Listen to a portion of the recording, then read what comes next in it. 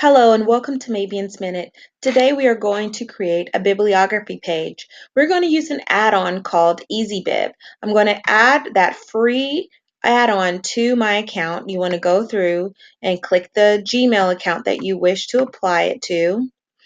And now it is included in our add-ons. And I'm going to access that by creating my bibliography, manage that page. It's going to give me some options of things that I've already researched and I have listed here for the items I want to include in my bibliography. I can click Add Bibliography to Doc. It can be books, journals, websites, whatever you choose. And now I instantly have a works cited page. If you go to the EasyBib website, easybib.com, they have other options for you to do more research into all of the options that EasyBib offers, including I wanted to draw your attention to the plagiarism and grammar check section where you can copy and paste your documents here and check the papers.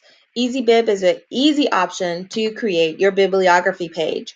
Please subscribe to Mabion's Minute or Three Trails Mabion at weebly.com or check me out on Twitter at Three Trails Mabion or Facebook at Three Trails Mabion. Three, that's the number three, Trails Mabion. Have fun doing all of your new tips and tricks. Have a great day.